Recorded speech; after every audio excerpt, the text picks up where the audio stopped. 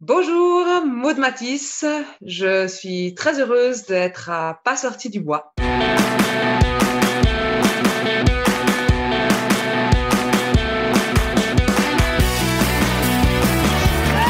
messieurs, votre gagnant du 106 km! Si tu commences à te sentir bien en courant un ultramarathon, fais-toi-en pas, ça va passer. Grand champion du 125 km! Si vous connaissez pas ou peu NAC, c'est le temps que ça change. Écoutez, c'est des produits qui sont faits par et pour des athlètes d'endurance, puis ça paraît. Les nouvelles barres Ultra Énergie sont révolutionnaires avec leur ratio 4 pour 1 en termes de glucides versus protéines. Et en plus, le goût est malade. Pour vrai, c'est ça que ça vous prend pour vos longs entraînements et vos courses. NAC offre à mes auditeurs un rabais de 15% sur tous ces produits. Va sur nacbar.com, choisis la saveur qui tente et utilise le code promo pas sorti du bois, PASSORTIDUBOIS, tout en majuscule. Merci NAC et bonne écoute. Ouais, on n'est pas sorti du bois, hein? Bonjour tout le monde, bienvenue à ce 16e épisode de Pas sorti du bois. Aujourd'hui, j'ai le bonheur et l'honneur de recevoir Maud Matisse, une coureuse suisse de calibre international. En fait, c'est la numéro 1 mondiale présentement. Donc, bonjour Maud. Bonjour. Merci beaucoup d'être là avec moi. C'est vraiment très, très tripant de t'avoir, comme on dit par ici, tripant, parce que tu sors tout juste des Golden Trail Championship où tu es ressorti grande gagnante. Puis ça semble être une aventure qui était assez particulière pour tous les coureurs et les coureuses qui ont pris part. Ça avait l'air d'être un beau concept de course. Puis j'ai très hâte qu'on puisse en jaser ensemble. Oui, alors déjà, on était tous très, très contents de pouvoir courir parce que jusqu'au dernier moment, on n'y croyait pas. Hein. Et en plus, c'est très particulier de courir 4 jours de suite comme ça, enfin même 5 Ah avec oui. le prologue. Donc, c'était une très, très belle expérience. Cool. Bon, on aura l'occasion d'entrer en détail de cette belle course-là. Avant d'aller plus loin, ma question classique de début d'épisode, qu'est-ce que tu bois, Maude? Alors là, aujourd'hui, c'est juste une grosse tasse de thé. C'est le cas de le dire, une grosse tasse. Voilà, il y a 5 décis. Parce que voilà, j'étais à table jusqu'à 4 heures cet après-midi chez mes beaux-parents et c'est plutôt un thé digestif, on va dire. Bon, c'est parfait. De mon côté, moi, j'ai une bière Fleury Halte de la microbrasserie Silo. Ah. Donc, j'en profite pour remercier mon partenaire, les boutiques de bière à Montréal, Cheers. Donc, c'est un dépanneur à bière, comme on appelle ici. Donc, c'est un magasin de bière qui est énorme, qui ont vraiment beaucoup de contenu. Puis, gens de Montréal, si vous avez l'occasion de découvrir les boutiques Cheers, ça vaut la peine. En plus, ils vous livrent votre bière directement chez vous. Donc, pour l'instant, ce n'est qu'à Montréal. Fait que même moi, à Québec, j'ai pas accès à ça. Maud en Suisse non plus. Mais gens de Montréal qui nous écoutez, les boutiques Cheers, c'est à découvrir. Donc, merci pour cette bière qui a une superbe petite canette, un branding très épuré, très blanc. Donc, Maud, pour ceux qui pourraient peut-être moins te connaître, j'aimerais que tu te présentes comment la course est entrée dans ta vie, puis comment les Golden Trail Championship, du moment où tu as décidé de courir jusqu'à aujourd'hui. Parle-nous un peu de ton parcours. Puis moi, après, j'ai quelques notes que je me suis prises, puis peut-être que je pourrais faire le palmarès complet parce que c'est quand même très impressionnant quand on regarde ça. Alors, je suis née en fait dans une famille sportive, hein, donc mes parents faisaient de l'athlétisme, donc sur les stades, et puis c'est comme ça que j'ai commencé à mes 9 ans. Ma maman entraînait dans un club, et puis jusqu'à mes 18 ans, j'ai fait de l'athlétisme, pas un très haut niveau, mais je m'entraînais quand même régulièrement, 5-6 fois par semaine.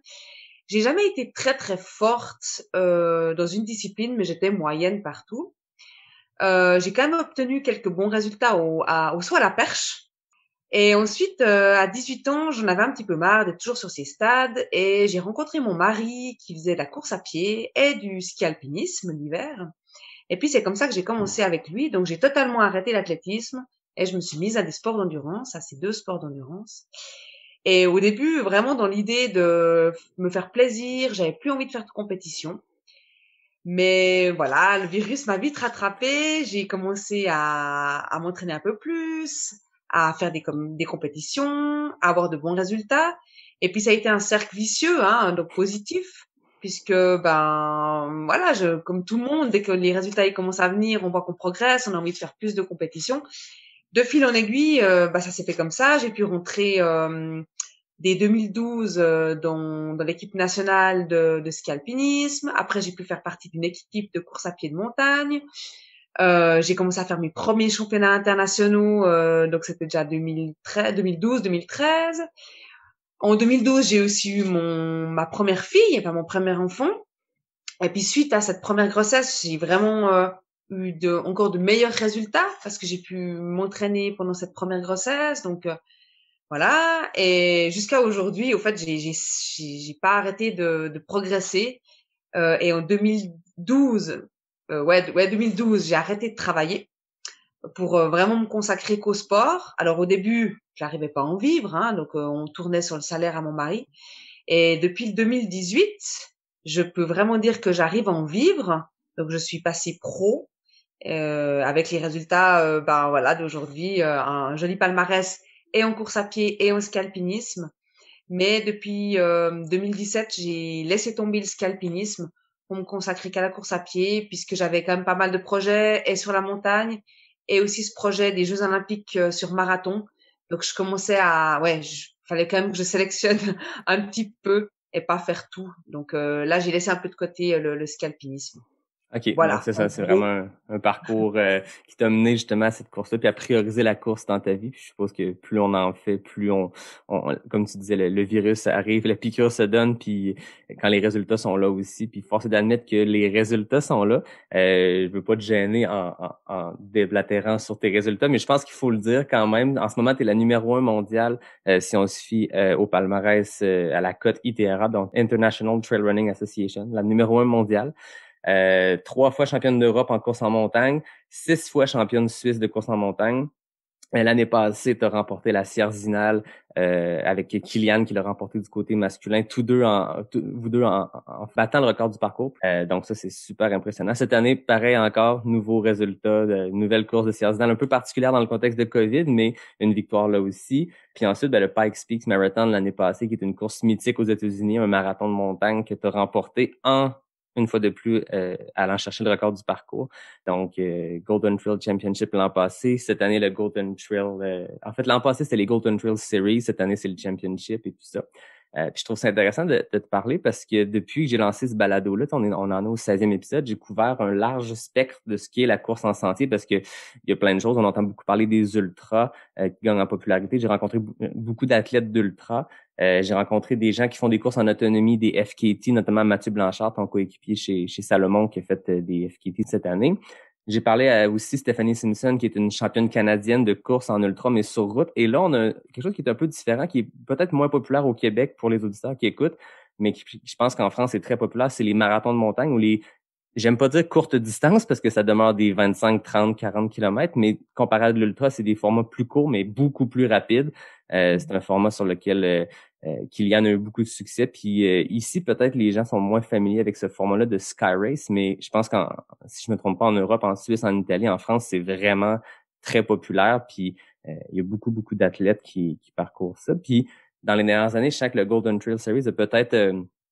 je suis moins familier, fait que tu peux me dire si je me trompe, mais un peu repris le flambeau du Skyrunner World Series, qui était les courses comme Sierzinal, Zegama, le marathon du Mont-Blanc, des formats type marathon avec des 1500, 2000, 2500 mètres de D+. Fait que parle-moi un peu du skyrunning ou de cette course en santé, ces marathons de montagne-là, à quel point c'est gros puis c'est fort en Europe. Oui, alors effectivement, c'est des formats qui demandent pas énormément j'allais dire d'heures d'entraînement, mais oui, ça demande quand même. Mais c'est vrai que c'est moins, ça donne plus envie de se lancer sur un 40 que sur un 100 ou 150 kilomètres. C'est plus abordable. C'est en train il y a beaucoup de courses qui sont en train d'émerger, que ce soit en Suisse, en France et en Italie. Après, le skyrunning, en Suisse, il commence à se développer, mais c'est plus, on dit que le skyrunning est un peu plus technique au niveau des sentiers. C'est pas vraiment comme chez nous, on dit des montagnes à vaches. C'est un peu plus technique. Des fois, il y a pas de sentier. Donc, là, il y a pas trop de courses, mais ça commence à venir, quoi. OK, donc c'est des sentiers qui sont, nous, par ici, on parle souvent de roulant ou technique, donc il y a une technicité Voilà. qui est plus grande dans le Skyrunner. Oui, tout à fait. OK. Mais ça reste que longtemps, dans le Skyrunner World Series, on avait des courses comme le Pikes Peak Marathon, le Speed Goat aux États-Unis, puis Marathon du Mont-Blanc, Sierzinal, Zegama, qui sont dans les courses qui, à mes yeux, en tout cas, quand on suit le sport de notre côté de l'océan, ça semble être les grandes courses plus prestigieuses qui ont une grande tradition aussi. C'est des courses qui sont là depuis très longtemps, qui, bien avant que les ultras soient populaires, puis les UTMB, ces Exactement. choses-là, il y avait ces courses-là qui existaient. Et puis c'est des courses de référence. Tout le monde sait quel chrono vaut. Enfin, c'est comme les marathons. Hein. Si on dit je vaux 3 heures sur marathon, tout le monde sait ce que ça veut dire.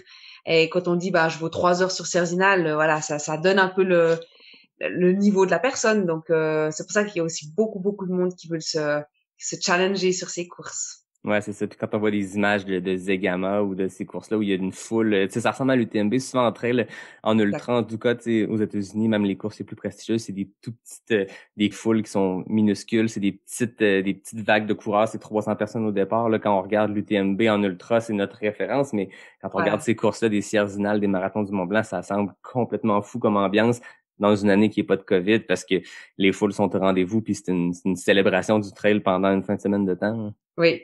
Tout à fait. Oui, c'est vrai que c'est assez fou le nombre de personnes que ça amène.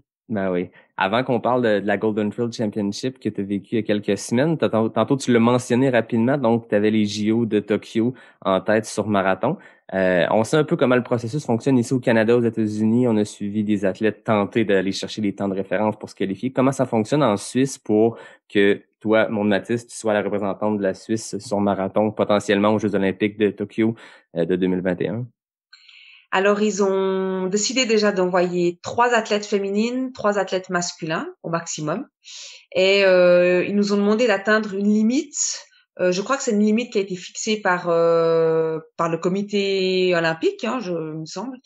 Donc, c'est 2:29:30 sur marathon pour les femmes. Mais après, il y a aussi une deuxième possibilité de se qualifier si on n'atteint pas cette limite, ce qui est mon cas. Puisque moi j'ai couru au mois de février cette année à Séville et j'ai couru en 2h30 et 40 secondes, donc il me manque 1 minute 10. Et j'espère pouvoir me qualifier via cette deuxième solution. Ils ont fait un World Ranking. Donc chaque marathon et chaque semi-marathon dans les 2 ans précédant les JO apporte un certain nombre de points. Et après, ils prendront les 80 meilleurs athlètes de tous les pays, voilà, pour comme qualification, en sachant que c'est maximum 3 par pays, donc il peut pas avoir 80 Kenyennes. Voilà. Non, c'est ça. Donc en ce moment, ça serait par cette option-là que tu réussirais à te placer pour l'équipe. Est-ce que le niveau est fort en termes de compétition? Est-ce que tu sais le nombre de femmes potentielles qui pourraient aller chercher ce 2h30-là ou ces points-là via le ranking? Ouais, alors je viens tout récemment, il y a 2 jours, je viens d'avoir l'information. Donc il y a 71 athlètes qui sont déjà qualifiés avec la limite. Donc en fait, il resterait plus que 9 places avec le World Ranking. Pour moi, actuellement, ça commence à se présenter assez mal. Ça va être très difficile d'avoir une place qualificative. Ouais. Alors je suis en train de réfléchir, voir si je vais recourir un marathon cette année ou si je sais encore pas trop, mais ça va être difficile quand même. Tu aurais l'option de pouvoir refaire un marathon dans les prochains mois. Puis si tu vas chercher le 2h29:30, tu pourrais te qualifier pour l'équipe. Voilà, alors là, je pense que je vais devoir, quasi sûr que je dois courir ces 2:29:30 pour être qualifier. Mais voilà, il y a déjà pas de course, donc je sais pas comment on va faire. Et puis, je sais pas si je suis capable de courir encore 1 minute 10 plus rapide. Donc voilà, ça va être un peu c'est la grosse réflexion que j'ai à faire à ces prochains jours. Donc je comprends qu'en ce moment, tu es sur un entraînement peut-être un peu plus axé sur la route ou pour toi, l'entraînement reste le même dépendamment des compétitions à venir? Non, alors si tout à coup je pars sur un marathon, je sais que je vais devoir faire beaucoup plus de route, beaucoup plus d'entraînement tempo, avec de l'allure marathon, avec de l'allure semi-marathon, comme j'ai fait au fait l'hiver passé pour Séville. C'est des entraînements qui sont difficiles psychologiquement et puis physiquement. D'ailleurs, depuis février, j'ai une petite blessure qui m'embête, un ischio, et j'arrive pas vraiment à m'en sortir. Donc c'est aussi ce qui fait que j'hésite à repartir sur une préparation marathon. Je vois que je pense mon corps il est pas fait pour la route il est quand même fait plus pour la montagne. Donc, pour l'instant, l'idée, la balance est plus penchée du côté de montagne et puis de laisser de côté ces JO, quoi. Ouais. C'est Mais dur pour le corps, le bitume, quand même. ouais, ça use, quoi. Et puis, je pense qu'on a voilà, physiologiquement, on a des organismes qui sont faits pour la route et d'autres pour la montagne. Et puis, bah ouais, moi, c'est clair que je suis plus pour la montagne. À regarder le palmarès, ben, ça reste qu'un marathon en 2h30, c'est extrêmement impressionnant. T'es 1 minute 10, on sait qu'en route sur marathon, c'est des temps qui sont, c'est beaucoup retranché 1 minute rendu à ce niveau-là. Mais Tout à ça fait. demeure que 2h30 sur marathon, c'est très impressionnant. Je comprends que les JO étaient un peu un rêve pour toi. Oui, voilà, je pense que c'est ce sera ouais, ça aurait été les premiers et derniers JO. Après, bah voilà, j'ai 33 ans, ça veut dire dans 4 ans, j'aurai 37. Alors, c'est encore possible, mais est-ce que j'aurai l'envie, la motivation pour m'entraîner sur route? Je sais pas. Après, voilà, il y a les courses de montagne, ça m'apporte tellement. Il y a les voyages, il y a bah, c'est aussi des marathons. Donc, c'est un rêve d'aller à Tokyo, d'aller à ces jeux. Mais, il y a d'autres rêves. Donc, c'est pas grave, quoi. Ben non, c'est ça. Non, puis force est d'admettre qu'il y a beaucoup de succès dans la course en montagne. Peut-être, comme tu Ouais. disais, chacun est fait pour... Il y a des coureurs de route qui voudraient s'essayer sur la montagne, puis ça ferait pas le type de sol, le type d'entraînement peut-être serait différent. Toi, dans ton cas, ben, je pense que tu es très forte sur les deux, mais avoir les succès que tu as présentement dans les dernières années sur trail, ça semble être ton dada. Ouais. Tout à fait. Donc, si on vient qu'à parler des Golden Trail Championship cette année, ça part des Golden Trail Series, qui est une série de courses, comme je l'expliquais tantôt, de marathon de montagne, où, tu sais, entre 30 et 42 kilomètres sur montagne. Ça a commencé en 2018, l'année passée. En 2019, comme je le disais, tu as remporté Sierre-Zinal, Pikes Peak Marathon. Puis, ce qui est le fun de ce format de course-là, c'est qu'il y a 4, 5, 6 courses pendant la saison, mais il y a une espèce de classement qui se fait, puis à la fin, il y a une finale mondiale qui, l'année passée, a eu lieu au Népal. Cette année, qui a lieu aux Açores, qui sont des îles portugaises au beau milieu de l'Atlantique, là, quasiment à mi-chemin entre l'Amérique et l'Europe. Donc, l'an passé, parle-moi rapidement un peu de comment s'est passé ton Golden Trail Series avec ces courses-là que tu as remportées, mais ensuite, le Népal, comment ça s'est terminé pour toi? Alors, l'année passée, bah, toutes les courses se sont bien passées. Enfin, j'ai participé à 3 courses, donc les Dolomites en premier. Là, ça s'était passé plus ou moins bien. Alors, jusqu'aux 3/4 de la course, bien. Mais au fait, dans la descente, je me suis tordu une cheville et bah voilà, j'ai fini un peu comme je pouvais. Je pouvais encore courir, enfin c'était chaud, et je finis en 3e position. Mais j'étais quand même contente de ma course. Après, j'ai quand même mis 1 mois, ouais, même presque 2 mois à me remettre de cette cheville. Mais une très belle découverte, voilà, j'étais jamais allée dans les Dolomites. Ensuite, j'ai enchaîné avec Sierre-Zinal, qui s'est bah, super bien passé puisque j'ai fait le record, donc voilà, je pouvais pas rêver mieux. Une course parfaite, quoi. Et 2 semaines après, donc là, après Sierre-Zinal, j'ai fait une grosse pause, enfin une grosse pause. J'ai pris une semaine vraiment où j'ai pas couru pour vraiment bien récupérer, parce que 2 semaines après, il y avait Pikes Peak. Et Pikes Peak, je me sentais pas particulièrement en forme, on va dire, mais le jour J, ben j'ai eu des ailes. Je m'étais entraînée spécifiquement aussi pour l'altitude. Parce que je savais que on montait jusqu'à 4000. Donc, moi qui n'ai pas l'habitude de courir dans des hautes altitudes, je suis à un maximum 2000 mètres. J'ai fait des entraînements sur tapis en hypoxie avec le masque, une dizaine d'entraînements pour simuler 4000 mètres d'altitude.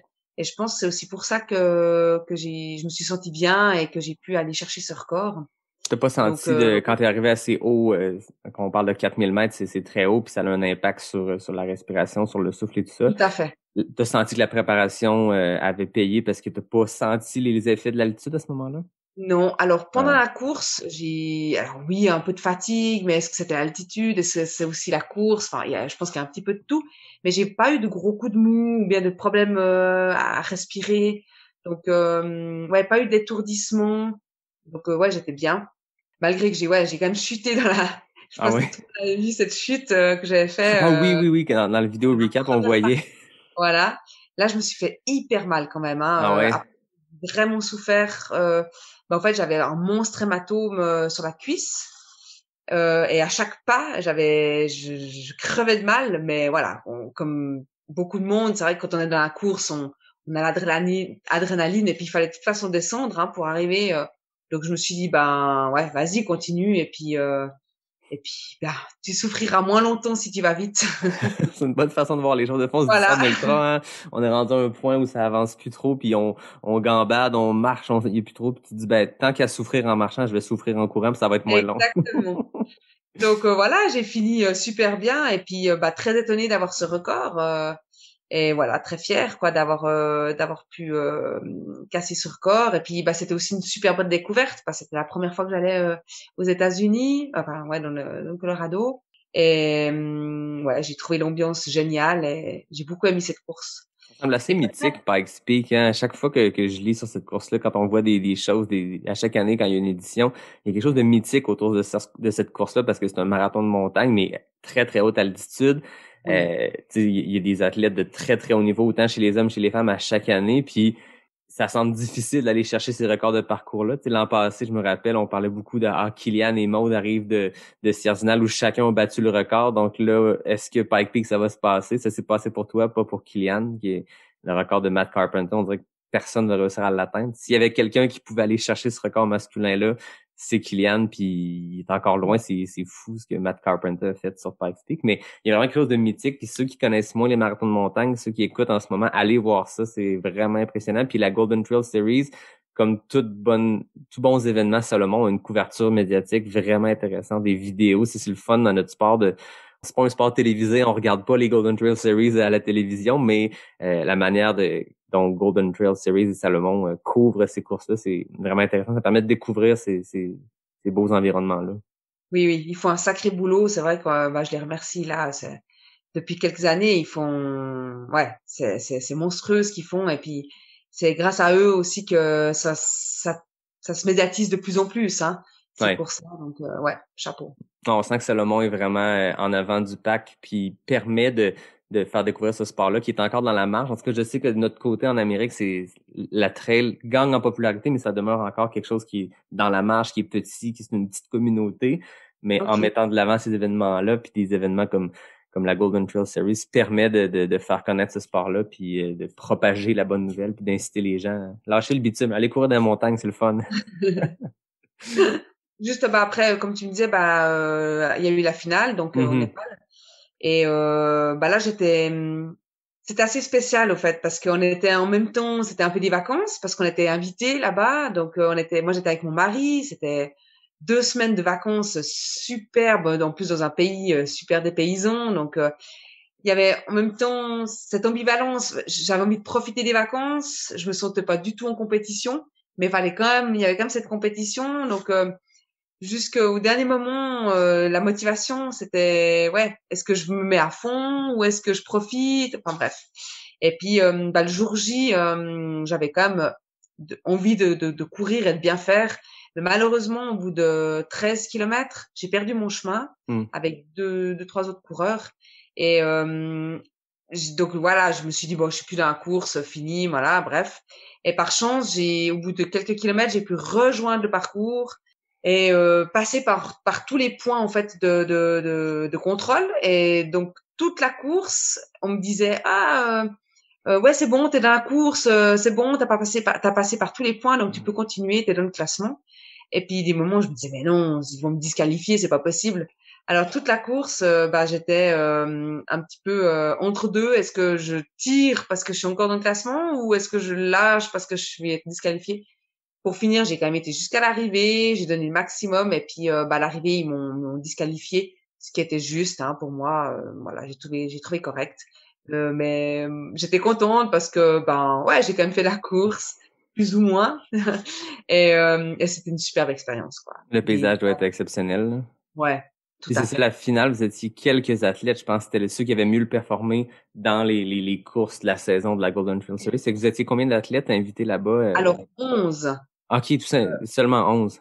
Ouais, alors enfin 11 c'était comment oui 11 finalistes, enfin 11 qualifiés, mais après la course était ouverte aux Népalais et puis Ok, il y avait une partie populaire. Donc là les gens pouvaient s'inscrire ouais sur ok, c'était dans le cadre d'une course. tout à fait. Ah ben c'est intéressant comme format. Puis cette année, je pense qu'ils s'enlignaient sur un format semblable d'avoir des courses durant la saison, Sierzinal, Pikes Peak, les marathons de montagne classiques, et avoir une finale encore là dans un endroit. Je sais pas, est-ce que ça avait été annoncé où la finale Oui, ça allait se dérouler? C'était où? normalement, c'était en Patagonie. Ah, c'est ça, en Argentine. Et Ouais, finalement, ben, la COVID arrive. Tous les voilà. événements où à peu près ont pas eu lieu, ont été annulés. Il y a eu Sierzinal qui ont fait un format, je pense avec quelques athlètes élites, puis un mois de compétition ouverte aux gens sur le parcours et tout. Mais ça demeure que chaque course de la série a été annulée, ce qui fait Oui, que la Golden Trail Series s'est transformée en Golden Trail Championship. Puis là, c'est ce qui nous intéresse ici, c'est qu'ils ont organisé une course par étape, donc quelque chose qui était nouveau pour leur série de courses, dans les Açores des îles portugaises. Donc, oui, du 28 octobre au 1er novembre, 5 étapes, 4 étapes officielles et un prologue. Puis c'est là que vous êtes parti, une grande délégation quand même. Je pense qu'il y avait plusieurs athlètes qui avaient obtenu des Golden Tickets comme toi. Puis ensuite, ce que je trouvais le fun, c'est que des athlètes Salomon dans différents pays du monde, comme ici au Canada, c'est Mathieu Blanchard qui avait trouvé un tracé montagneux dans le coin du Mont-Tremblant.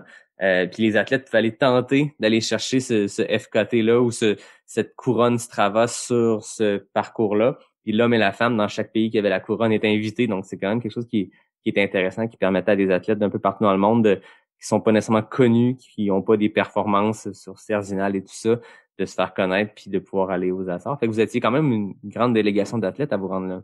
oui. Je pense qu'on était 250 à peu près, hein, entre hommes et femmes. Donc, ouais, c'était, voilà, comme t'as très bien expliqué, hein, c'était chouette d'avoir vraiment les meilleurs athlètes de chaque pays. Chacun a pu avoir un golden ticket ou deux par pays. Et ouais, c'était vraiment chouette de tous se regrouper là-bas. Ouais, puis ça donne la chance à des gens de surprendre. Cette année, une des belles histoires qu'il y a eu entre elles, c'est Frédéric Tranchant, qui est un Oui, coureur d'orientation, donc une autre discipline encore là dans le monde de la course en sentier, qui est arrivé sur Sierzinal, comme je le disais tantôt, où cette année, c'était une édition où il y avait une petite compétition avec les athlètes élites, mais le reste du mois, les gens pouvaient s'inscrire puis aller courir le parcours. Puis lui, il est allé faire un temps complètement fou à 30 secondes de Kylian, puis le gars que personne n'avait vu venir a fini deuxième. Puis il s'est rendu au Golden Trail Series, puis il a très bien fait. Fait que ça a permis à des gens comme ça de sortir de l'ombre ou de découvrir des nouveaux athlètes, puis c'est toujours le fun. C'est le fun de voir des noms qu'on connaît qui ont du succès, mais c'est le fun de voir des gens qui arrivent un peu avec des parcours différents puis qui ouais, viennent causer la surprise. Fait que tout à c'était fait. beau de voir. Tu sais, tantôt tu parlais du Népal, vous étiez une petite délégation. Là, il y avait un peu ça aux Açores avec la plus grosse délégation de 200 personnes. Est-ce qu'il y a ce feeling de camp de vacances, de colonie de vacances, que tout le monde part, puis vous êtes comme dans un lieu fermé où vous êtes contre-coureurs? Est-ce qu'il y a ce sentiment-là? Est-ce qu'il y a cette fraternité-là qui se passe entre les athlètes? Oui, alors spécialement cette année parce que bah, c'était sur une semaine, enfin sur 5 jours, donc on est tous en même temps au repas, on était tous dans le même hôtel.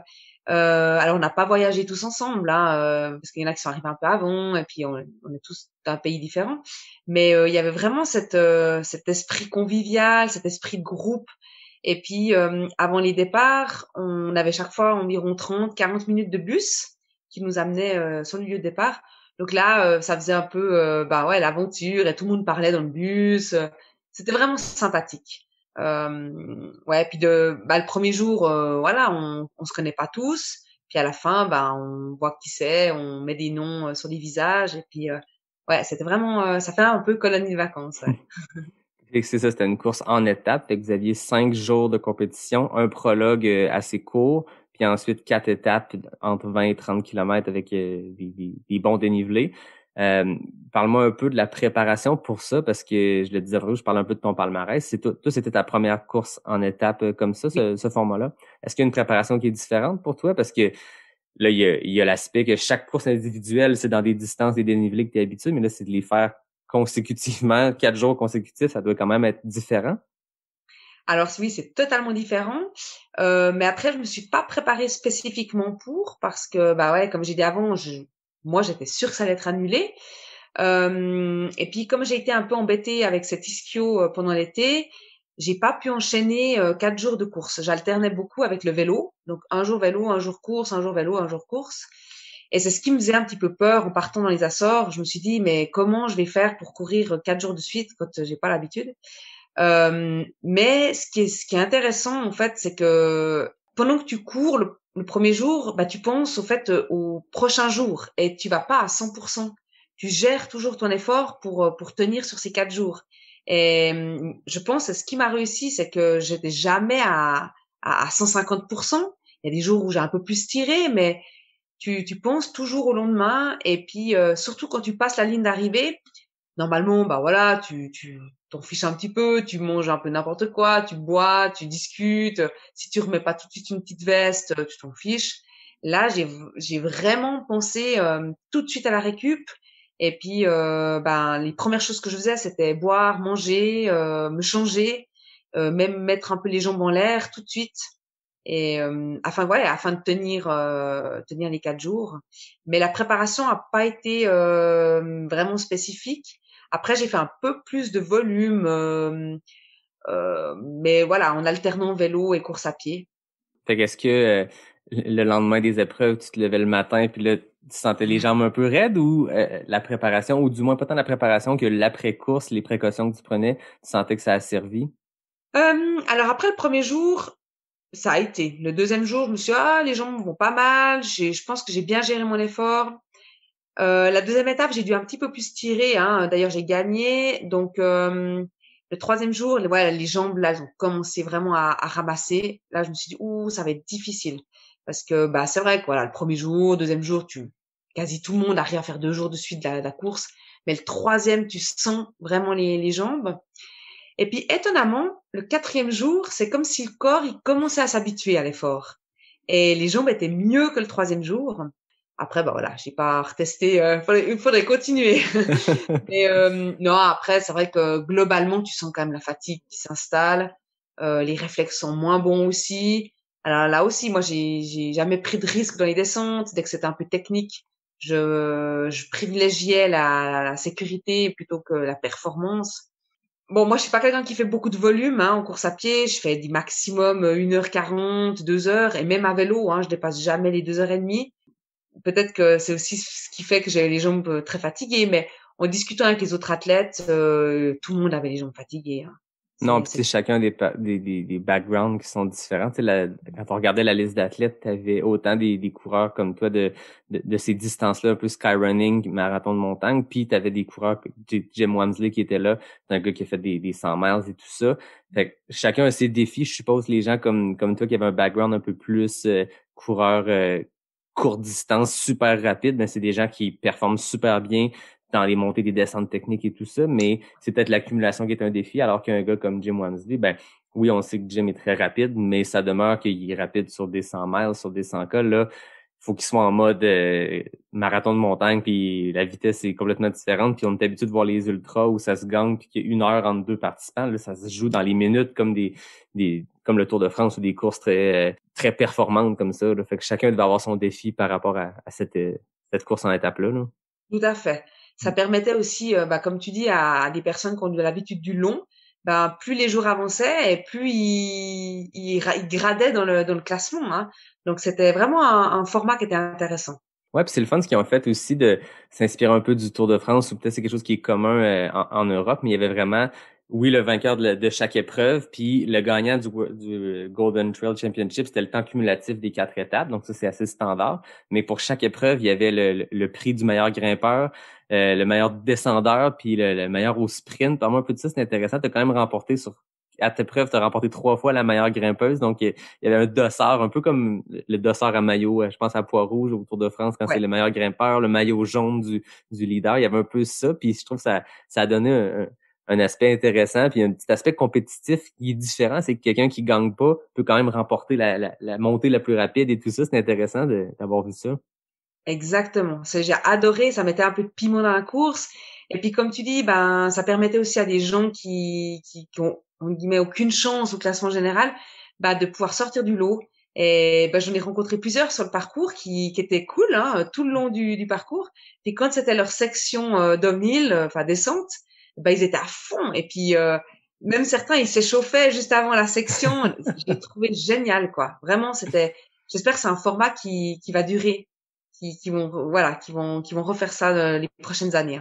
Ouais, puis c'est original, puis je pense qu'il y a peut-être d'autres courses qui ont pris des notes, qui ont dit, ah, c'est intéressant, le format, oui, il y a un gagnant overall, mais il y a aussi des petites compétitions à l'interne, puis il y a ça dans n'importe quelle course, tu sais, le Pikes Peak Marathon, il y a l'Ascent, fait qu'il y a des gens qui se poussent en fou sur la montée, puis eux, leur Oui, course termine, en guillemets, après la montée, puis il y en a qui font 42 km complets, mais c'est de quoi qu'on pourrait voir monter, qui est intéressant de dire, si quelqu'un comme toi, qui est super performante en montée, ben, si la descente se passe moins bien, ben, t'es quand même allé chercher de remporter le maillot de la meilleure grimpeuse. Fait que on a vu que les Suisses, en termes de grimpe, c'était fort parce que tu as remporté 3 des 4 épreuves. Puis Rémi Bonnet, je me rappelle pas, il a fini combienième au classement général, mais en montée, il a été imbattable.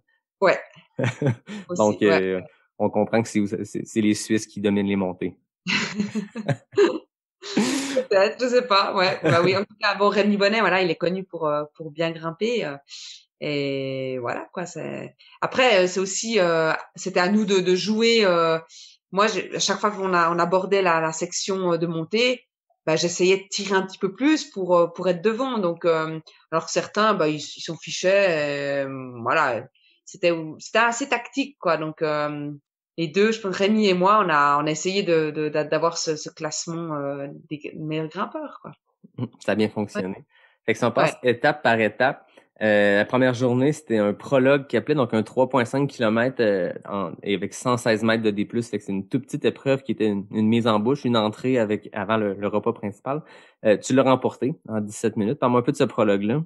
Alors, c'était un prologue qui était très varié, très casse-pattes, parce que bah, ça montait, ça descendait, ça remontait, ça redescendait. Des parties roulantes, des parties techniques, et même une partie dans le sable. Donc ça nous a bien cassé pour les 4 jours suivants. Mais très joli parcours qui était au bord de l'eau. Bah moi, ma stratégie, c'était quand même de faire une bonne course parce que j'avais envie d'être bien classée. Enfin, le prologue, au fait, le classement du prologue déterminait notre place sur la ligne de départ de la première étape. Un peu comme en Formule 1, les qualifications. Voilà, OK. exactement. Donc, ben moi, j'avais pas envie d'être derrière lors de la première étape. Donc, je me suis quand même, on va dire que j'étais pas à 100%, mais je pense qu'à 95%, j'ai quand même bien tiré. J'ai gagné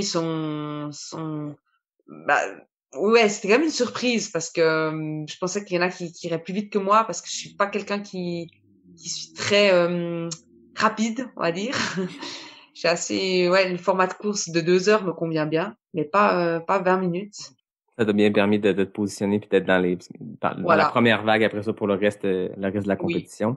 Et puis ça m'a fait aussi un bon décrassage, on va dire, Hmm. parce que je m'étais bien reposée avant.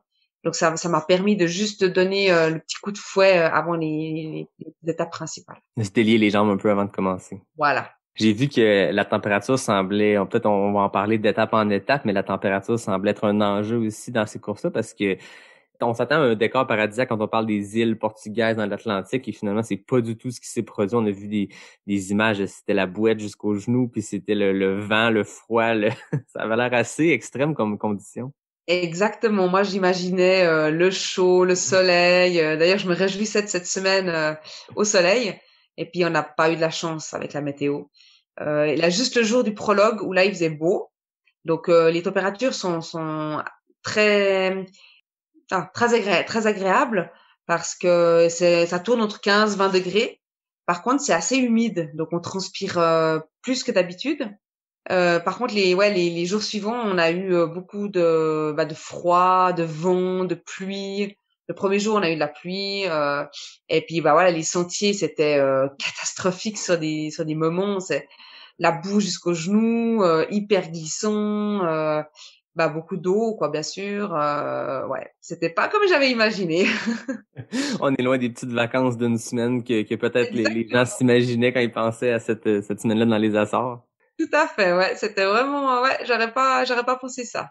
Ça aura peut-être participé à rendre le défi encore plus difficile parce qu'il y avait l'aspect étape. C'était des courses assez avec des bons dénivelés. Puis je pense qu'il y avait beaucoup de variations, de technicité des sentiers, de végétation. Il y avait un peu de tout. Mais là, en plus, qu'on ajoute le fait que les sommets sont venteux puis que c'est super humide, c'est un bon défi pour tout le monde. Oui, alors tout à fait. Bah, c'est vrai que ça mettait un peu de piment. C'était assez ludique sur le moment. Mais j'en ai aussi, des fois, j'en avais ras-le-bol, et je jurais dans la course. Après, ce qui change aussi, c'est le temps de course, parce que moi, j'imaginais plutôt quand j'ai vu les profils, j'imaginais 2 heures et demie de course chaque jour. Et au fait, ça a été plus proche des 3 heures. Donc là aussi mentalement, comme on dit, tu t'en prends un coup parce que tu pars sur 2 heures, 2 heures et demie. Puis au fait, chaque fois, t'as une demi-heure de plus. C'est dur, quoi. C'est beaucoup plus long que d'habitude. Non, c'est ça joue sur le moral. Voilà, exact. L'avantage, c'est que c'est le fait que tout le monde a un peu les mêmes conditions, fait qu'au moins tout le monde est dans le même bateau. Tout à Donc, fait. si on parle de la première étape, c'est un 25 km de 1100 mètres de D+. Parle-moi un peu de cette étape-là où t'as terminé deuxième en 2h16. Alors, c'était une étape qui était très technique. C'était la plus technique des 4 jours. OK. Donc vraiment, que ça soit à la montée, à la descente, il y a peut-être juste la fin qui était un peu plus roulante. Il y a même des moments où on pouvait même pas courir, quoi. C'était des tout petits chemins sinueux dans la forêt, avec de la boue jusqu'aux genoux. On devait s'accrocher aux arbres pour pas glisser, pour pouvoir grimper. Ensuite, on arrivait donc au sommet, c'était le long d'un cratère autour du volcan. Et en fait, on voyait rien parce qu'on était dans le brouillard. Voilà, après la descente technique et puis un peu plus roulante sur la fin. Donc là, moi j'ai fait la course quasi seule tout le temps. Il y a juste Tove, donc la Suédoise, Tove Alexandersson, qui m'a passé au sommet de la première montée comme un boulet de canon. Ah ouais. Et je me suis même pas accrochée à elle parce que c'était impressionnant, quoi, la vitesse qu'elle allait. Elle a pris beaucoup de risques aussi dans la descente. Moi, comme je l'ai dit avant, j'ai pas pris de risques, j'ai été mollo. Et à l'arrivée, donc j'ai perdu, enfin, je finis deuxième, mais avec 7 minutes de retard sur Tove. Mais je vois Tove qui est à la ligne d'arrivée, elle est entourée de Samaritains, la cheville en l'air. Je me dis, ouh, elle a peut-être pris trop de risques. Et puis effectivement, elle s'est tordue une cheville. Ah ouais, Alors dès le début. ouais, dès le début. Sur le moment, je me suis dit peut-être qu'elle pourra même pas courir les prochains jours. Et puis bon, pour finir, par chance, elle a bien tenu. Elle a pu faire finir le Golden Trail Championship. Mais voilà. Donc moi, en fait, ça a tout de suite donné un peu la couleur. Elle est très forte, mais elle a laissé beaucoup de plumes lors de cette première étape. Et puis, par contre, j'ai aussi vu que voilà, je pouvais pas me laisser me reposer, trop me reposer parce que dans la première descente, quand j'ai relâché un peu l'effort pour pas prendre trop de risques, en fait, je me suis fait rattraper par deux filles, donc Rachel et puis Blondine d'Hirondelle. Et j'ai vu que voilà, je pouvais pas me permettre d'avoir de coups de mou parce que derrière, ça revenait fort, quoi. Puis je pense que c'est un peu comme quand on entend parler de les gens qui se pèsent sur un long ultra, c'est que il y en a toujours qui vont partir en boulet de canon en début de course, puis là c'est un format par étape, mais ça reste que c'est le même mindset, je suppose, qui est de y aller à sa vitesse puis de s'accrocher à quelque chose de réaliste. Si tu avais essayé de t'accrocher à Tove au début puis tu avais voulu faire la descente à la vitesse pour essayer de maintenir un écart qui est plus serré que là les 7 minutes que tu as perdu, disons, Ouais. peut-être que tu aurais perdu tes plumes, comme tu dis, fait que ça confirme. Quand on voit comment le reste du Golden Championship s'est passé pour toi et pour elle, peut-être que c'était la bonne stratégie que tu as optée. Surtout le premier jour, là. Oui, tout à fait. Ouais. Quand tu sais ce qui reste, là, il reste encore 3 longues étapes, faut y aller intelligemment. Exact. Fait que le deuxième jour, on parle d'une étape à peu près semblable, donc un 25 km de 1159 mètres de D+. Je pense que c'est une étape qui a été modifiée parce que justement, tout au long de la semaine, on a vu des changements de parcours, des changements d'itinéraire parce que la température était exécrable. Hein. Oui, alors tout à fait. Le deuxième jour, je crois pas que ça a été modifié, si je me trompe pas. Il y a peut-être eu 1 ou 2 kills de plus. De toute façon, il y avait toujours un peu plus parce que c'est sur papier et au fait, à la montre, on avait toujours plus. Même les dénivelés, on avait chaque fois 3, même 400 mètres de dénivelé en plus. Donc voilà. Deuxième jour, donc moi, je sais qu'elle est plus roulante. C'est une étape qui est plus roulante, moins technique. Donc je me dis que peut-être que je vais pouvoir me rapprocher, diminuer l'écart entre Tove et moi. Et c'est ce qui s'est passé. En fait, je suis partie devant. Et j'ai fait course en tête toute l'étape. Donc ça s'est très bien passé et je finis avec 2 minutes 30 d'avance sur Tove et plus de 5 minutes sur la troisième. Donc là, ça me laisse une confortable avance pour les étapes d'après. Donc Là aussi, au niveau de la météo, de nouveau du brouillard en haut. Donc, on était de nouveau sur le cratère du volcan. Et puis, bon, un peu plus sec en bas. On est parti sans pluie, au moins. Mais toujours ce temps humide, brouillard, du vent. Ouais, ça La... doit jouer sur le mental quand c'est chaque jour comme ça. Tu sais, je suppose qu'une Ouais, mauvaise journée, ça aurait été quelque chose, mais là, chaque matin, tu te lèves, je m'imagine te lever le matin, t'es un peu raide des jambes, tu dis, ah, j'espère qu'aujourd'hui, on va avoir des beaux points de vue, parce que ça doit être magnifique, ces sommets-là, quand il n'y a pas de brouillard. Là, t'ouvres les rideaux, tu fais, oh, encore une fois, la même affaire. exactement. Ouais, ça jouait un peu sur le moral. Et puis, ouais, c'était dommage de rien voir en haut parce que, comme tu dis, on est aussi là pour découvrir l'île. Et puis, ben là, on voyait rien, quoi. Donc, c'était dommage. Mais bon, c'est comme ça. Et ça mettait, c'était aussi des fois rigolo de se retrouver dans ce brouillard. Là, la deuxième étape, j'étais tout le temps seule. J'ai croisé personne, à part Ah peut-être ouais. quelques hommes. Ça fait vraiment bizarre, quoi. Tu vois rien devant, rien derrière. Je restais focalisée sur les drapeaux pour pas perdre mon chemin. Et ouais, c'est assez rigolo, quoi, de courir comme ça. T'avais appris de ton petit épopée au Népal l'année d'avant où t'avais pris un mauvais sentier. Ouais, Là, je suppose que tu devais être focus sur les flags puis il fallait pas en manquer un. exactement. Ouais, ouais, là, c'est vraiment, je sais que c'est aussi mon point faible, hein. Des fois, je suis un peu trop concentrée sur mon effort et je regarde pas où je vais et puis je loupe les chemins. Donc, en tout cas, l'expérience du Népal m'a appris quelque chose. Ben oui, je dis souvent que je parlais avec d'autres invités, puis c'est souvent le constat qu'on fait, c'est qu'on apprend plus dans les moins bonnes journées, ou tu sais, dans les DNF, Exact. dans les journées où on était dans le dur, puis qu'il a fallu s'en sortir, plutôt qu'une journée parfaite. Tu sais, il y a plein de beaux apprentissages dans la vie, mais je suppose qu'on apprend plus d'une aventure comme au Népal que d'un Cierzinal qui se passe exactement comme prévu de A à Z, puis Tout à fait. qu'on Ouais. apprend dans ces moments-là. Tu parles beaucoup que tu étais concentré sur ton effort tu sais, dans une course comme ça qui prend 2 heures, 2h30. Comment tu te motives dans ta tête? Je serais curieux de comprendre. Est-ce que toi, tu penses au parcours? Est-ce que tu analyses beaucoup le parcours avant ou tu te laisses surprendre par ce qui se passe? Comment tu te prépares à une épreuve? Puis qu'est-ce qui se passe dans ta tête à mesure que cette épreuve-là avance? Alors, je prépare quand même mon parcours. Souvent, je le coupe un peu en morceaux. Et en fait, ça m'aide sur le moment parce que je sais, voilà, qu'il reste plus que 200 mètres de dénivelé. Après, je suis en haut. Après, je sais qu'il y a une descente. Après, il y a un ravitaillement. Voilà. Et souvent, quand c'est long comme ça, 2 heures, 2 heures et demie, je me fixe des petits objectifs. Des fois, quand il y a la famille, je me dis, voilà, dans 3 kilomètres, il y a la famille qui est là pour t'encourager. Après, allez, t'essaies de crocher jusqu'au prochain ravitaillement. Après, tu peux te permettre de lâcher un tout petit peu si tu prends de l'avance. Voilà, je me fixe vraiment des petits objectifs comme ça pour couper la course. Et puis après, je pense aussi aux entraînements que j'ai faits pour cette course. Ah, c'est dommage, ce serait dommage d'abandonner ou de relâcher maintenant parce que tu seras déçu après à l'arrivée, tu te diras ah mais pourquoi j'ai pas continué comme ça sur ce même rythme, j'aurais pu faire une superbe course.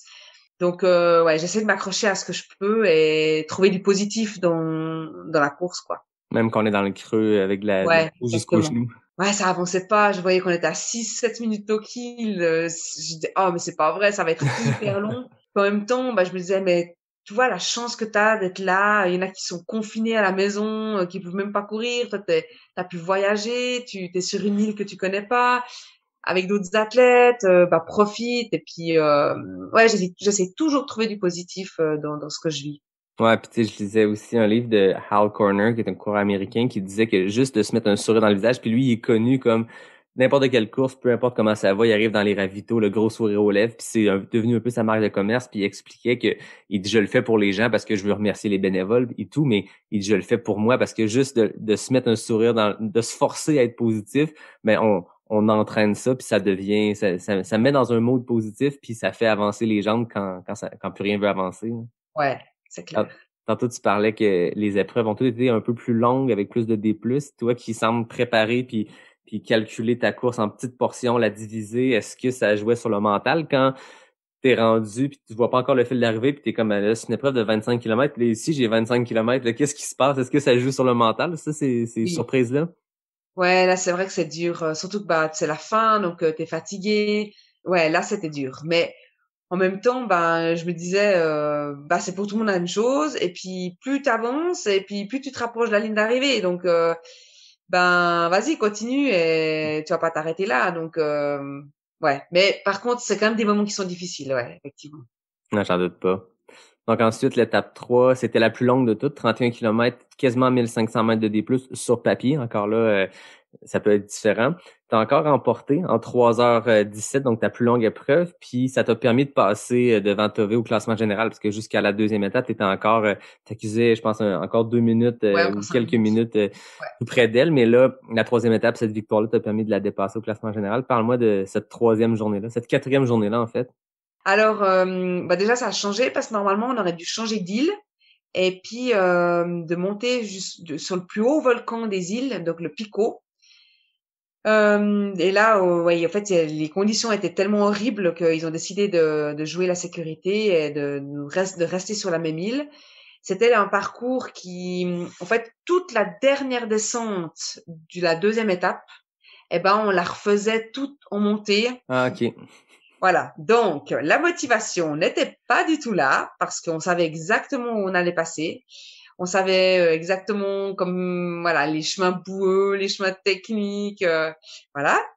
Et bien sûr que il y avait de nouveau du brouillard et énormément de vent en fait en haut. Bon, moi ma stratégie c'est puisque j'ai de l'avance sur la troisième, c'est surtout de rester avec Tove et puis d'essayer de grappiller encore quelques minutes.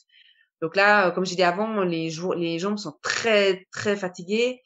Les premiers kilomètres, j'arrive même pas à suivre la tête de course parce que Blondine et Rachel partent devant et je reste environ 1 minute 30 derrière.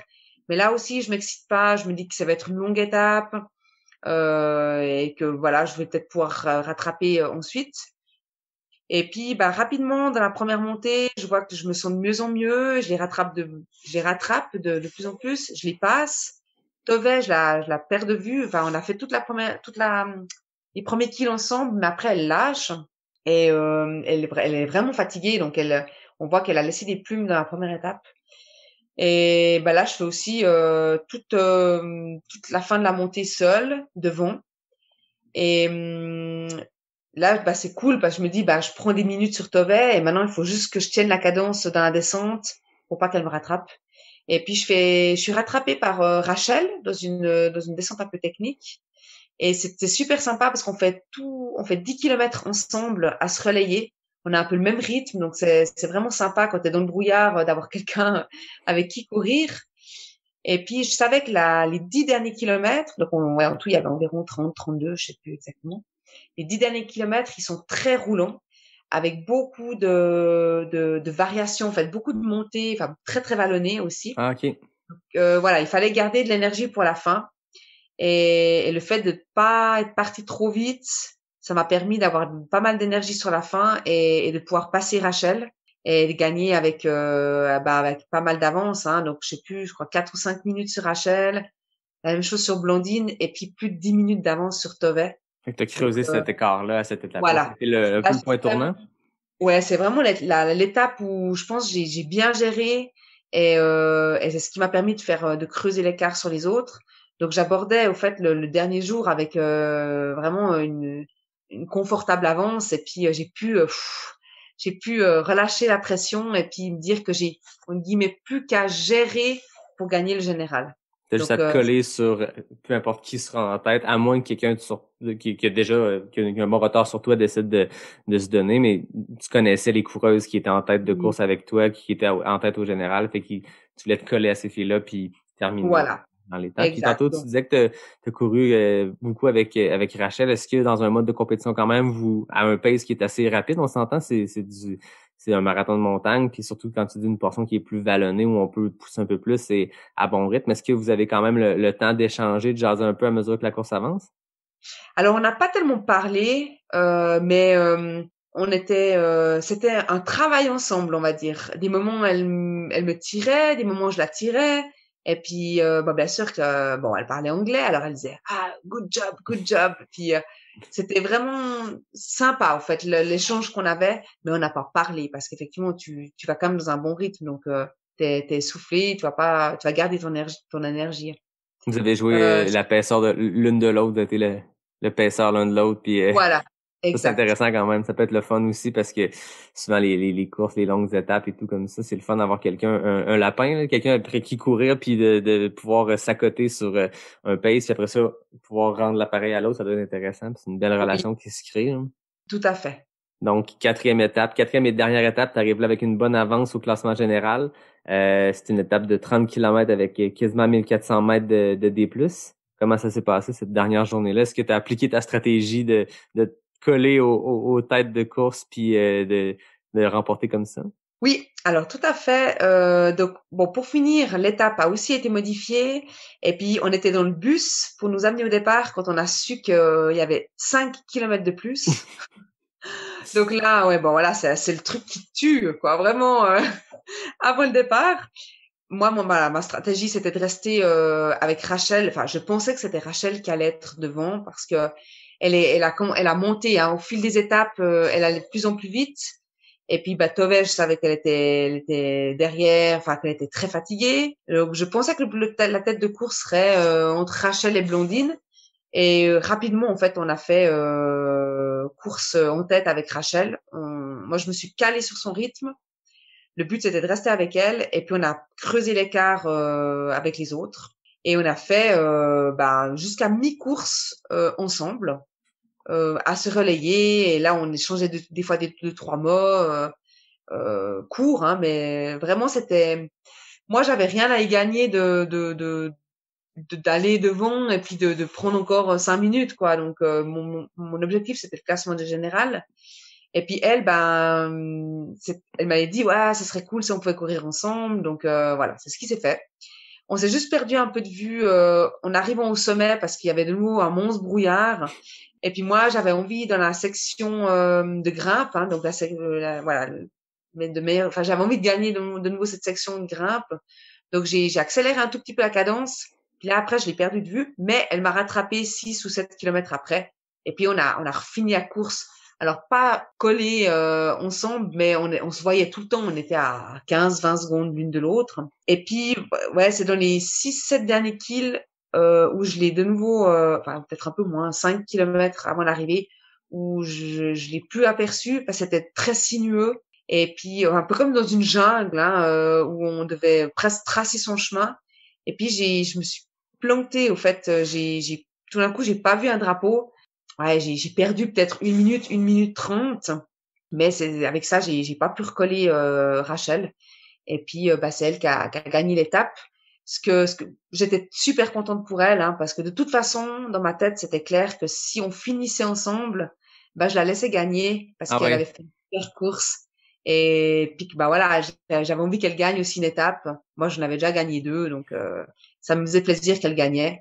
Et de toute façon, je savais que j'avais le classement général, donc si tout allait bien. Mais bon, à la fin, j'étais quand même stressée. J'ai quand même dû tirer jusqu'au bout parce que comme j'apercevais pas Rachel, j'avais peur qu'elle me prenne trop d'avance et d'un coup que je finisse deuxième. Donc j'ai mis les bouchées doubles comme on dit et je demandais un petit peu autour de moi si elle avait beaucoup d'avance.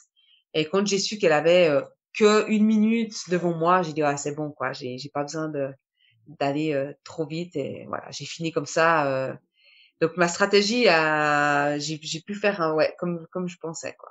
Est-ce que tu as eu une petite crainte au moment où tu dis où t'as perdu ton chemin quelques minutes? Est-ce que tu as eu un genre de sentiment de déjà-vu? Tu t'es dit, là, j'ai pas fait tout ça, puis mener le classement général depuis 3 jours pour finalement, parce qu'on s'entend, t'avais une bonne avance, mais t'avais une bonne avance qui, dans des formats plus courts comme ça, c'est pas 2 heures d'avance comme on entend des fois en Non. ultra, c'est quelques minutes. Fait que oui, oui, Rachel était derrière toi au général, mais si tu te perds puis que t'es 10 minutes à chercher ton chemin, ça peut être suffisant pour te faire glisser beaucoup. Est-ce que tu as eu Tout cette à fait. crainte-là à ce moment-là, une petite panique, ou t'es demeuré calme dans tout ça? Non, non, alors ça a été une petite panique. Par chance, c'est vrai que c'est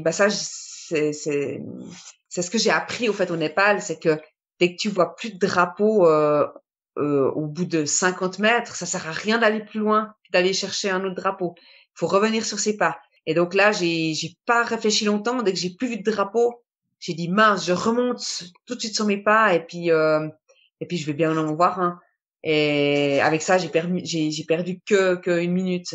Donc, mais ça a été une panique, ouais. J'ai dit: «Oh non, c'est pas vrai, ça fait 3 jours que je suis devant là et puis, en plus, il restait que 3 kilomètres ou 4 kilomètres donc c'était à la toute fin et je dis: «C'est pas vrai, ça va pas recommencer». Mais non, ça par chance, j'ai appris un peu de mes erreurs et puis, j'ai pu vite rectifier le tir. Ben, c'est ça, c'est l'expérience qui entre Voilà. en ligne de compte. Donc, au final, tu remportes le général en 10h47 devant Rachel Drake, comme tu parlais, avec qui tu as passé les 2 dernières journées, beaucoup de temps à courir avec elle, et la Française Blandine Lirondelle qui a terminé 3e. Mmh. Donc, comment ça s'est passé pour toi de traverser la ligne d'arrivée au terme de ces 5 journées-là? Tu sais, c'était ta plus longue course que tu venais de compléter, même si c'était en étape, ça demeurait un 110-115 kilomètres en peu de temps, hein? Ouais, alors, bah, bien sûr, j'étais super heureuse, hein, ben, ouais, de gagner ce classement général et puis super heureuse d'avoir pu terminer parce que comme j'ai dit avant, j'étais pas sûre de pouvoir courir 4 jours d'affilée comme ça avec ma blessure. Donc, ouais, c'était un monstre soulagement aussi et je savais que la saison était terminée. Je savais que derrière, cette course, bah, m'attendait, une grosse pause, une grosse coupure. Donc, ouais, vraiment que du bonheur, quoi. En plus, on a fini avec un peu de soleil. Ah, On a eu 30-40 minutes de soleil à l'arrivée. Donc, ouais, c'était génial, quoi, vraiment. ouais, c'est le fun. Puis du côté des hommes, juste pour ceux qui se le demandent, première place, moi, je pense que je vais mériter moi aussi une première place si j'ai réussi à le dire de la bonne façon, mais Bartłomiej Wojewski, le Polonais qui a remporté l'épreuve au total, un super coureur qui encore là, lui aussi est un peu une révélation dans cette Golden Trail Series-là. Deuxième place, Jim Wamsley qui a pas besoin de présentation. Et le troisième, c'est Frédéric Tranchant, le coureur d'orientation que je parlais un peu plus tôt, qui avait causé la surprise, puis qui peut-être va devenir un coureur plus en mode trail, parce que c'est un gars qui fait de la course d'orientation en Norvège, puis qui est très performant dans ce sport-là. Mais là, avec cette performance-là, avec Cierzinal, peut-être qu'on va le voir sur des formats plus course en sentier que course d'orientation, qui va peut-être causer la surprise dans les prochaines années. Donc, c'est le fun de voir ces gens-là. Puis, tu sais, je suivais l'événement à distance et tout ça, puis ça avait l'air vraiment d'une belle organisation, mais d'un beau, comme on parlait tantôt de colonie de vacances, puis une belle expérience de communauté où c'était tout le monde un peu là-dedans. Puis, des fois, quand tout le monde est dans le dur, puis tout le monde est dans la boue et le vent, ben on dirait que ça amène une légèreté parce que tout le monde est pris là-dedans en Oui. même temps, puis on est, comme on dit, on est tous dans le même bateau. Fait que ça devait être trippant comme semaine comme ça. Est-ce que vous aviez du temps un peu après la course pour en profiter ou tout le monde repartait assez rapidement? Non, alors, bah, on avait le bus qui nous ramenait. Après, c'est vrai que les journées se passaient super vite parce que le temps que, bah, déjà qu'on finisse la course, c'était souvent 1 heure de l'après-midi. Le temps que le bus nous ramène, qu'on mange, bah, souvent, en fait, depuis la course, on allait directement manger au restaurant. Donc, moi, j'arrivais dans la chambre d'hôtel. Souvent, c'était 2 heures, 2 heures et demie l'après-midi. Le temps de se doucher, se poser quand même juste 1 heure dans le lit. Et après, bah, en fait, bah, ça c'est aussi le désavantage d'être devant, c'est qu'il y a les contrôles antidopage. Donc, chaque Mhm. jour, on était contrôlé, les interviews, la cérémonie de remise des récompenses. Et ben voilà, c'était déjà souvent 6 heures le soir. Et après, à 7 heures, on allait manger de nouveau. Et voilà. Après, c'est dodo et rebelote le lendemain.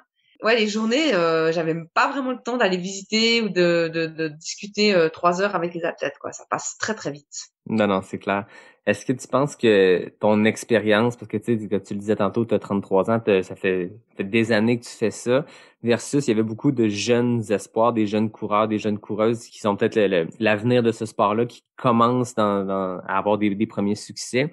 Est-ce que tu penses que ton expérience te donne un avantage ou les apprentissages que tu avais, ta stratégie de course, est-ce que c'est ça, tu penses, qui est combiné à la performance physique qui est venu te donner cet avantage-là et cette victoire-là? Oui, et surtout sur des courses comme ça, par étapes.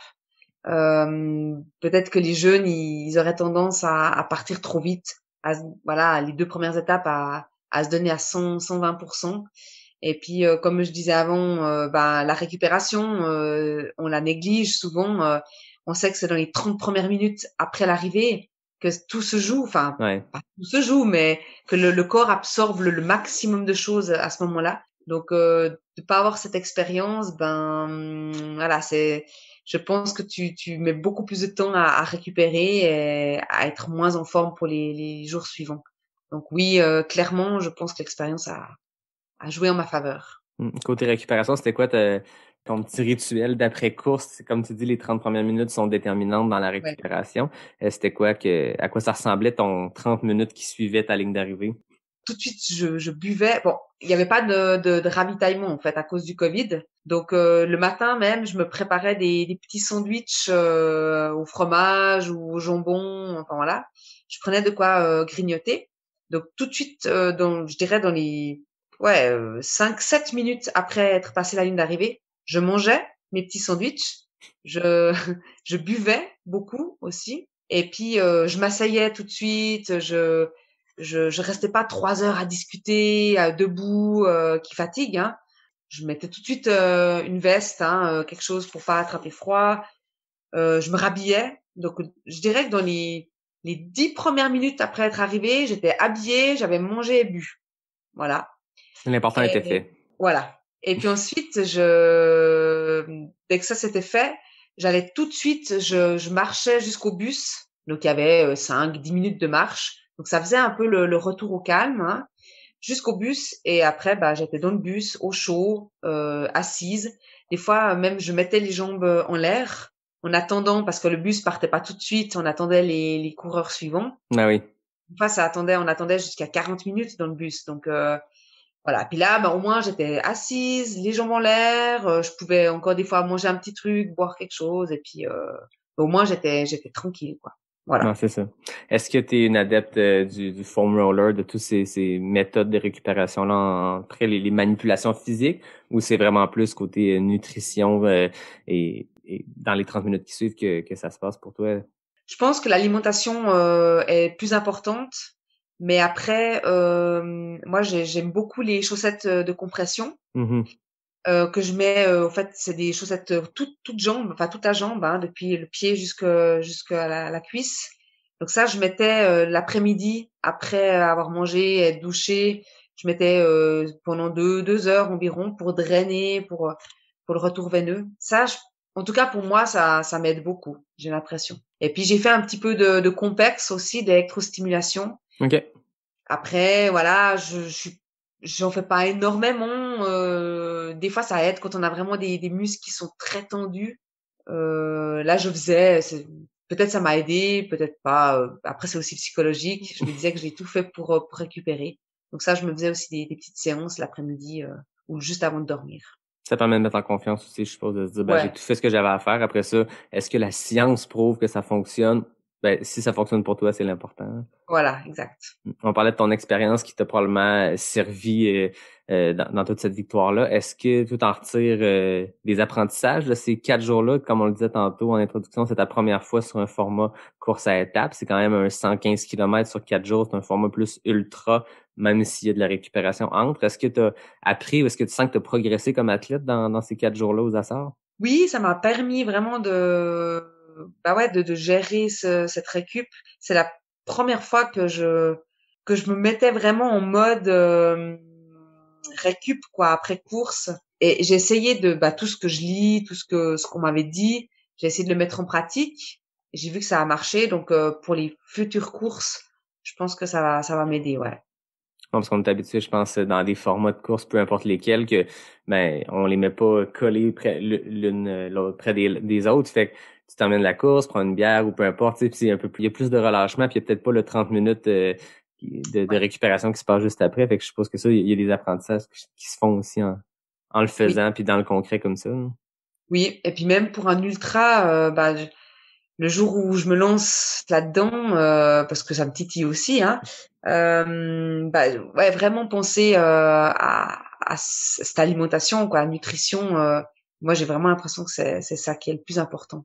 Ouais, puis je pense que c'est bon pour n'importe qui écoute, peu importe le niveau. Tu sais, j'essaie toujours de trouver des apprentissages pour tout le monde parce que c'est super inspirant de parler à la numéro 1 mondiale en course en sentier. Mais quand je parle à des coureurs plus élites, tu sais, moi, mon audience, c'est beaucoup des gens, des coureurs du milieu de pack, des mid-packers qu'on appelle, des gens en arrière du pack, des coureurs de tous les niveaux. Puis je trouve que ce que tu dis là est intéressant, surtout à l'entraînement, parce que c'est rare les courses en étapes. On en a quelques-unes ici aussi au Québec, puis mais la plupart du temps, tu finis ton ultra, tu finis ta course, puis t'as un mois avant ta prochaine course. Fait que c'est pas grave Oui. si t'es plus raide des jambes le lendemain. C'est juste drôle quand Ouais. tu essaies de descendre les escaliers.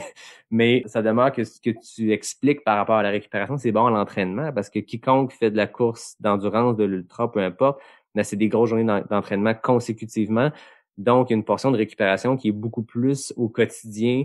Puis je pense que tout ce que tu as expliqué, le 30 minutes, c'est de quoi que moi, j'ai fait le switch cette année en jasant avec nutritionniste ou même l'équipe de NAC que tu connais un peu, des boissons, que ce soit des boissons de récupération ou de la nourriture. Mais le 30 minutes après, moi, c'est nouveau dans ma vie d'essayer de prioriser ça. Le 30 minutes après un entraînement ou une grosse sortie, ben c'est là que la récupération se passe. C'est là qu'il y a le nerf de la guerre. Fait que tout ce que tu expliques sur la récupération, je trouve que c'est bon pour n'importe qui s'entraîne normalement plusieurs jours par semaine. Donc, c'est important de bien récupérer pour être en forme, là. Tout à fait. Ouais, ouais. Ça permet d'augmenter son volume aussi, hein, puis puis de bien s'entraîner parce que si t'as pas bien récupéré, tu peux pas faire des bons entraînements. Donc, ouais, c'est vraiment important. Je profite du fait que tu as parlé des ultras qui t'ont titillé pour transitionner vers la conclusion. Je voulais aller, mais savoir qu'est-ce qui t'attend dans l'avenir pour 2021. Cette année 2020, ça a été un peu particulier avec le contexte. Est-ce qu'il y a des courses qui te titillent? Quels sont tes plans pour les années à venir en course en sentier? Alors, j'ai pas de course en particulier, mais je suis quelqu'un qui aime varier les choses, hein, les compétitions.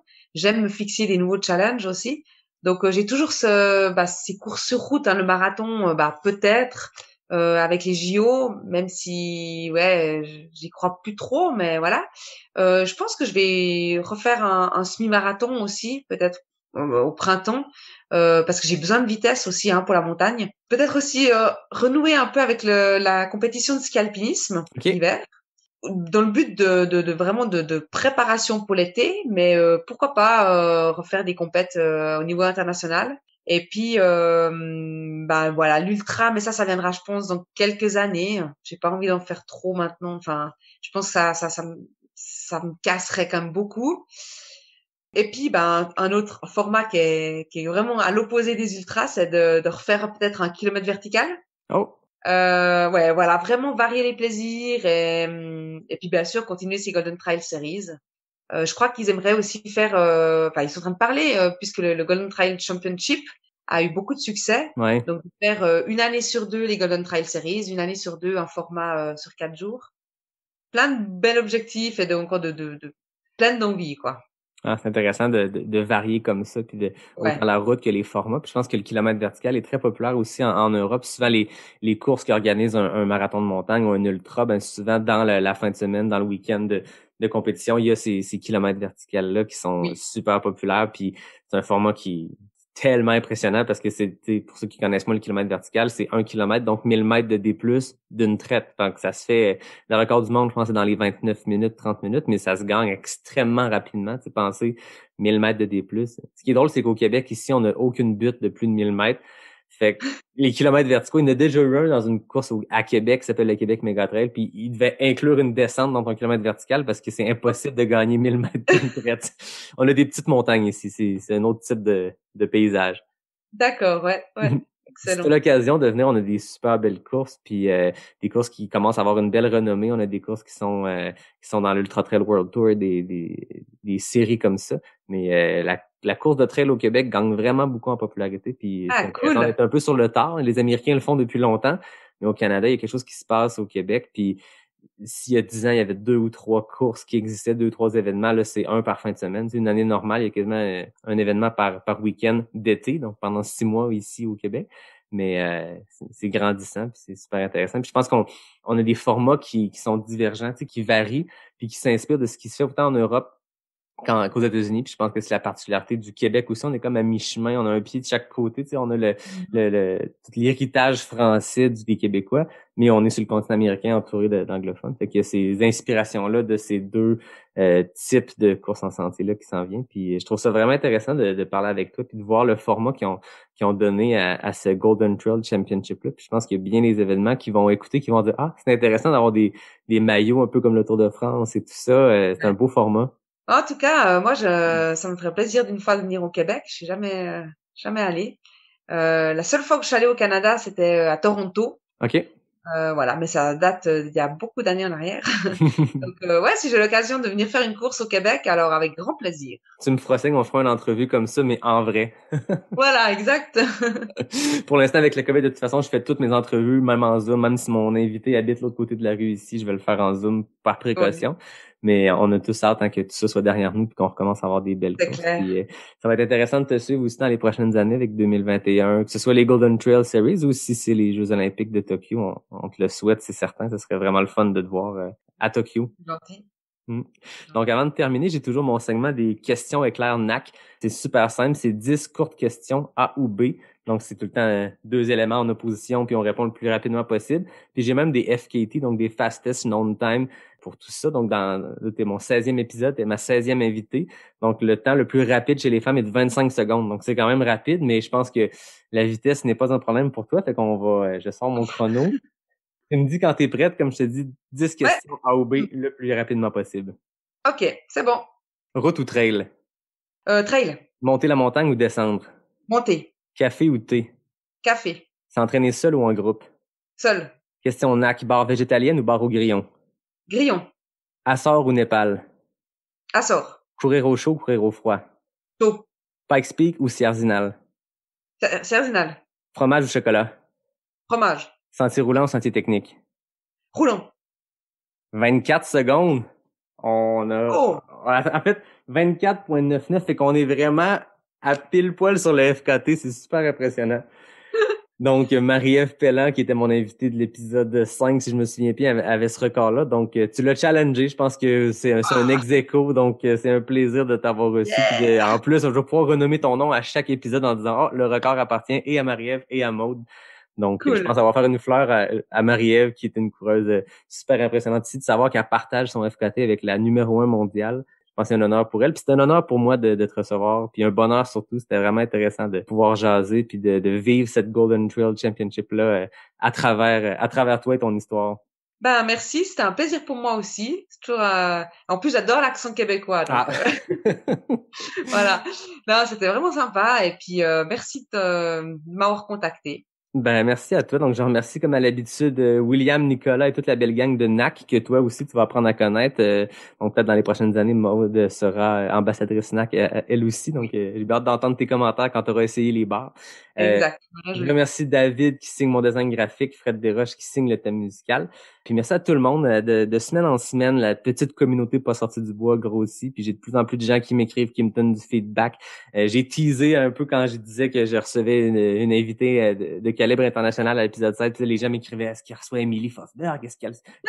Ton nom est sorti dans les spéculations, puis c'était le fun de le voir. Donc voilà, maintenant les gens savent qu'à l'épisode 16, je recevais Maude Mathis. Puis c'était un bonheur de jazzer. Donc merci à toi. Puis merci à tout le monde qui nous écoute. Merci, hein. Puis comme d'habitude, je vous dis à la prochaine pour un prochain épisode de Pas sorti du bois, le podcast de 100% Trail.